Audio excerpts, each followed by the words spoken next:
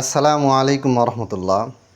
আমরা যখন কোরআন এবং হাদিস দিয়ে দলিল দিয়ে বলি বা আমাদের বড় বড় ইমামদের উদ্ধৃতি দিয়ে বলি বা আমাদের নিজস্ব গবেষণায় উল্লেখ করে বলি যে গণতন্ত্র এটা ইসলামে হারাম, নিষিদ্ধ, এটা কুফরি মতবাদ, তখন আমাদের অন্যান্য বিভিন্ন ইসলামী দলের কথা বাদ দেয়, বিশেষ করে আমাদের জামাত ইসলামের ভাইরা তিনি বলেন যে আসলে তারা অনেকেই বলেছেন আমাকে যে আসলে গণতন্ত্রকে কুফরি বলা এটা আপনাদের অজ্ঞতা।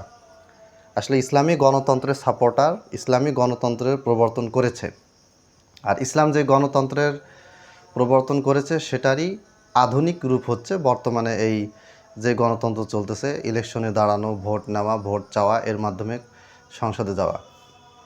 তো আমাদের বাংলাদেশ জামাত ইসলামী, ভারত পাকিস্তানের কথা বললাম না, বাংলাদেশ জামাত ইসলামী তারা মূলত বাংলাদেশের সংবিধানের 4টা মূলনীতি আছে। এই মূলনীতির ব্যাপারে তাদের পরিবর্তনের কোনো স্লোগান আমি শুনি না। 4টা মূলনীতির ভিতরে ডেমোক্রেসি, কমিউনিজম, সেকুলারিজম, তারপরে ন্যাশনালিজম। তো এই 4টা মূলনীতি সম্পর্কেই জামাত ইসলামের প্রতিষ্ঠাতা মাওলানা মওদুদী রহিমাহুল্লাহ তিনি কিন্তু স্পষ্টভাবে বক্তব্য প্রদান করেছেন, বক্তব্য দিয়েছেন, লিখেও গিয়েছেন। তো আজকে আমি ওনার একটা বই দেখাবো। বইটা উনি বক্তব্য দিয়েছিলেন, সেটা উর্দুতে লেখা হয়েছিল ওনার জীবদ্দশাতেই, এবং এই বইটা অনুবাদ করেছেন বাংলাদেশের জামাত ইসলামের প্রথম আমির মাওলানা আব্দুর রহিম রহিমাহুল্লাহ। তো এই যে আপনারা দেখতে পাচ্ছেন, এই দেখেন,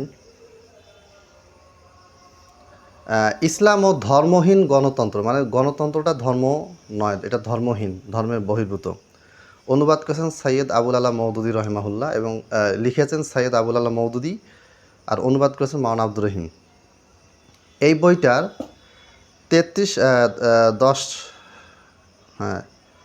10 পৃষ্ঠায় বলা হয়েছে যে পাশ্চাত্য সভ্যতার ধ্বংসাত্মক নীতি।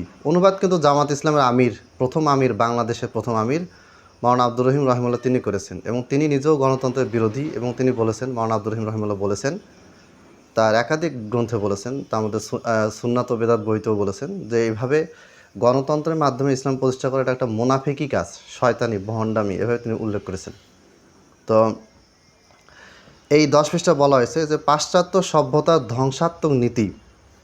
বর্তমান সভ্যতা যার উপর আজকে দুনিয়ার সমগ্র চিন্তাধারা, নৈতিক, তামাদ্দুনিক, রাজনৈতিক ও অর্থনৈতিক ব্যবস্থাপনা পরিচালিত হচ্ছে, মূলত উহা 3টি মৌলিক নীতির উপর প্রতিষ্ঠিত। 1. ধর্মহীনতা, ধর্মনিরপেক্ষতা বা বস্তুবাদ, সেকুলারিজম। 2. জাতীয়তাবাদ, ন্যাশনালিজম। 3. গণতান্ত্রিক শাসনতন্ত্র, ডেমোক্রেসি। আর এখানে শুরুতে বলা হয়েছে যে পাশ্চাত্য সভ্যতার ধ্বংসাত্মক নীতি। এই দেখেন বড় করে লেখা। তো এই পিডিএফটা, এটা কিন্তু কোনো আহলে হাদিস ছাপায়নি, এটা জামাত ইসলামের যারা আছেন তারাই কিন্তু এটা অনুবাদ করেছেন, তারাই এটি প্রকাশ করেছেন, বই আকারে পাওয়া যায়, অনলাইনে তারাও ছেড়েছেন।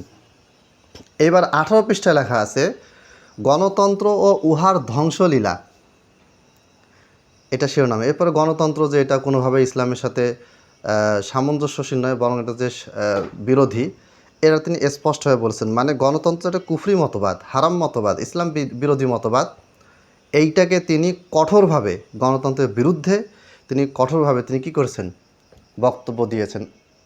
মাওলানা মওদুদী সাহেবের আরও বই আছে, সেগুলো থেকেও রেফারেন্স দেওয়া যায়, আমি পড়েছি। সবগুলি বইয়ের রেফারেন্স আমি আজকে দিলাম না, ভিডিও লম্বা হয়ে যাচ্ছে। জামাত ইসলামের সদস্য যারা আছেন তাদেরকে অনুরোধ করব, আপনারা ইসলামী রাজনীতি করেন, এটা খুবই ভালো।